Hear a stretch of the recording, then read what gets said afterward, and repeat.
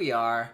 We are back at it again with the 10-minute math review, solving exponential equations without logs. All right. Well, I got some good news for you guys. We can solve equations that have the same base very easily. The trick is that the bases have to be the same. If they're the same, then we can equate the exponents, because that just makes sense. If the bases are the same, the exponents must equal each other. Let's take a look at what we got here. So here's our first example. Looks nice.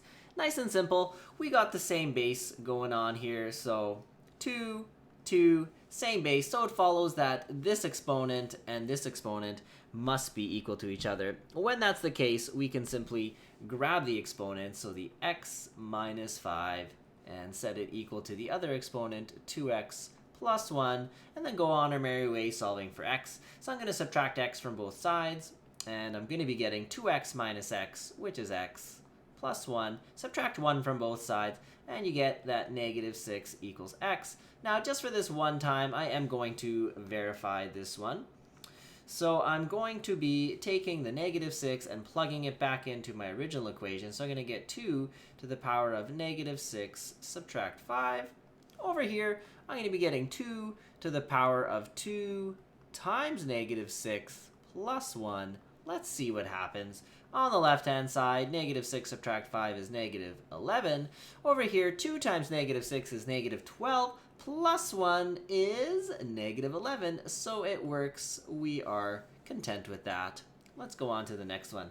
So, in this example, you can see that the bases do not match. 4 and 8 are not the same base. Watch out if you have numbers, though, that have common factors. So 4 and 8 actually have the common factor 2. So we can just rewrite those bases. So 4 is 2 to the power of 2. And then what you want to do with this exponent is just rewrite it over here, and it's going to be multiplication happening there. 8 is 2 to the power of 3, and then again, we take the old exponent and we recopy it there, and we have multiplication. Now we have the same base, so boy, we're very happy because we got the same base. We can equate the exponents, so I'm just going to recopy this out. So there's the first exponent, and here is the second exponent. That's looking good. Now we can go ahead and we can solve this as we normally would. I'm going to use the distributive property and just go ahead and bring the 2 into the brackets. So I get 2x minus 2. And same thing over here, bring the 3 into the brackets. You get 9x plus 15. Now we can solve this as we normally would.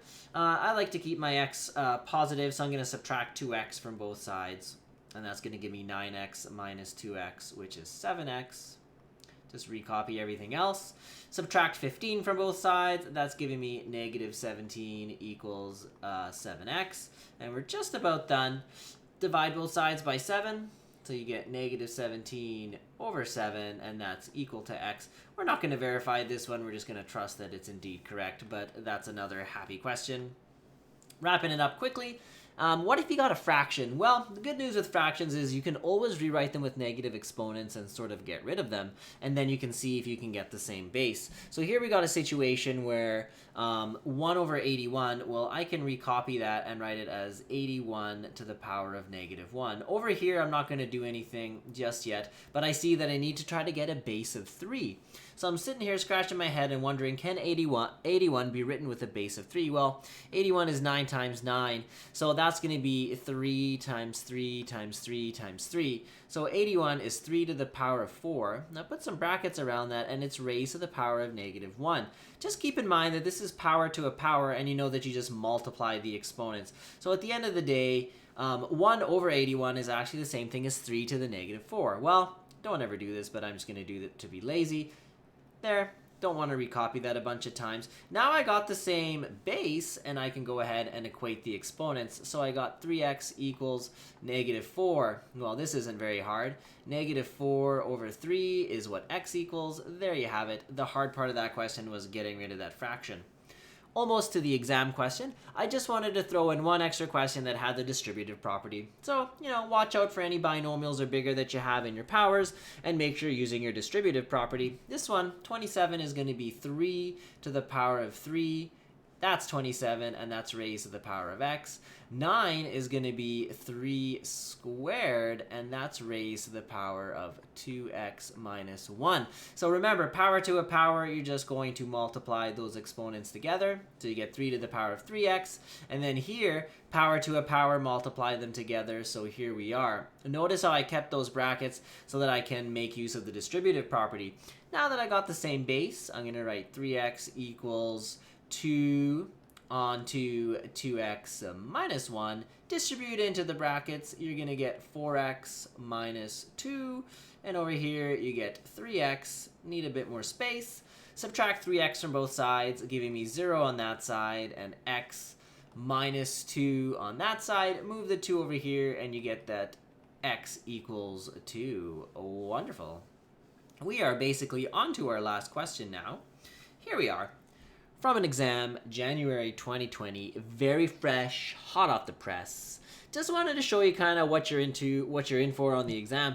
It's a 2-mark question, so it's actually quite a bit of work for 2 marks coming up on the non-calculator part. But you kind of see everything that we saw so far in this video kind of comes together here. So we don't have the same base, and we have a fraction. So over here, I'm going to get rid of this fraction first. I'm going to write it as 5 to the negative 1, put some brackets. It's raised to the power of x. 125 is 5 to the power of 3, so I'm going to write 5 to the power of 3, close my brackets, and then use some brackets on that power there because it is a binomial. There. Now I got the same base. Just going to rewrite it one more time. 3 to this power is just going to look like that.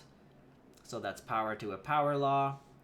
And then negative 1 raised to the power of x is just going to be negative x because we multiply them together. Perfect. So now we can clearly see we got the same base. We can equate the exponents. And I'm going to just cheat a little bit, and I'm going to just do the distributive property ahead of time here. So I'm going to get 3 times 3x, which is 9x, and then 3 times 4, which is 12. And that's equal to negative x. Now, I like to keep my x's positive, so I'm going to add x to both sides, and I'm going to get 10x plus 12 equals 0. Now subtract 12 from both sides. You get 10x equals negative 12. Divide both sides by 10, so you get negative 12 over 10. All right, so there it is.